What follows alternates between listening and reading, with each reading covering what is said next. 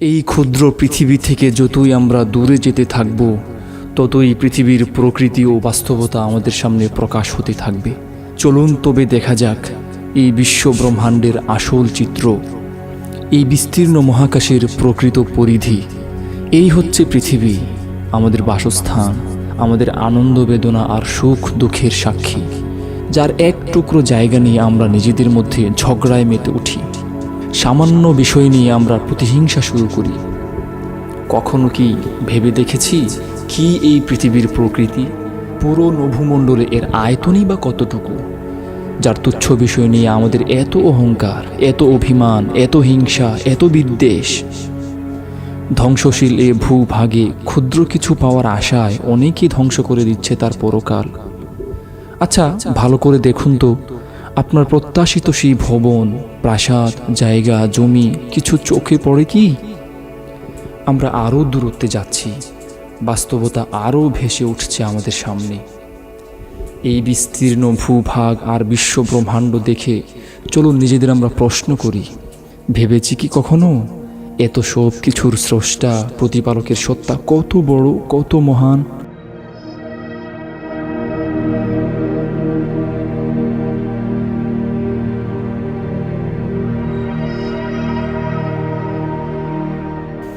এখানে এসে আমরা বুঝতে পারি পৃথিবী আর পৃথিবীতে বিচরণশীল মানুষ কত ক্ষুদ্র, বরং পৃথিবী কত তুচ্ছ।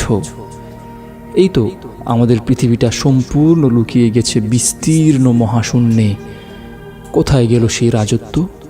কোথায় সেই আধিপত্য যাকে আমরা বিশাল বলে মনে করি? কোথায় সেই দুঃখ যাতনা যার ফলে আমরা মুহূর্তে কান্নায় ভেঙে পড়ি?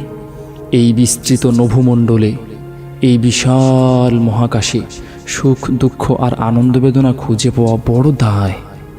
বিশাল এই ইউনিভার্স তৈরি করেছেন যে সত্তা, নিশ্চয়ই তিনি মহান, অসীম শক্তিধর, প্রবল পরাক্রমশালী।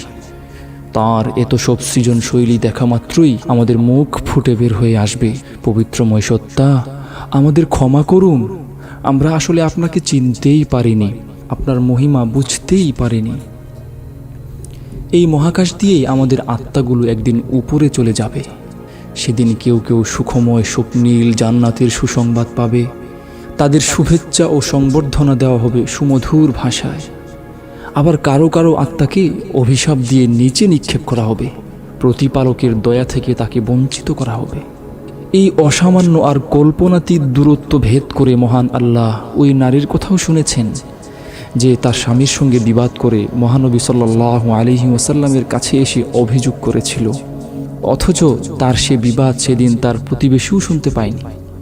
আপনি যখন নামাজ পড়েন, তখন আপনার পাশে সিজদারত লোকটির মুখের ফিসফিস আওয়াজই হয়তো শুধু আপনার কানে আসে, কিন্তু সেই মহান সত্তা, অসীম ক্ষমতাধর প্রতিপালক তখনও তার কথা শোনেন, তার মনের অবস্থা বুঝেন।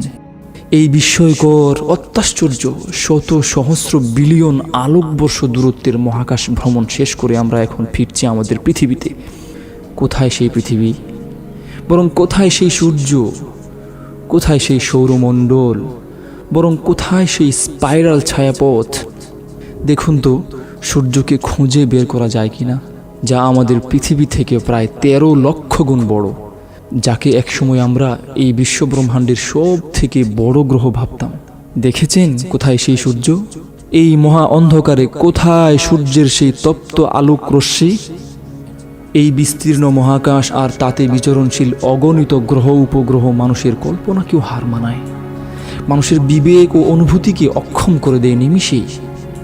অথচ মহান আল্লাহ এত সব কিছু নিয়ন্ত্রণ করছেন সুনিপুণভাবে।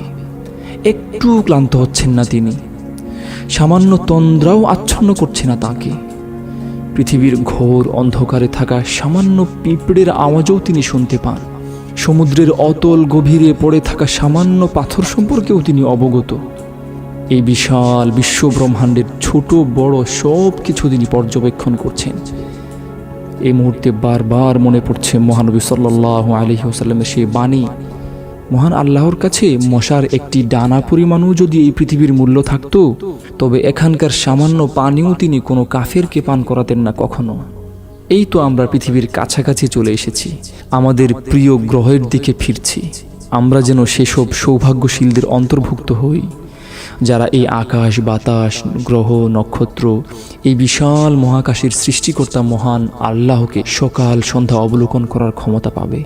এই বৃহৎ নভোমণ্ডল নীরবে প্রতিটি মুহূর্তে সেই স্রষ্টাকে খোঁজার, তাঁর সৃষ্টি নিয়ে গবেষণার আহ্বানই করছে আমাদের। সত্যি তার ক্ষমতা অসীম, তার সৃষ্টি বিস্ময়কর, তার রাজত্ব সীমাহীন। মৃত্যুর পর সেই মহাপরাক্রমশালী সত্তার সাক্ষাতের জন্য আমরা যথাযথ প্রস্তুতি নিচ্ছি তো?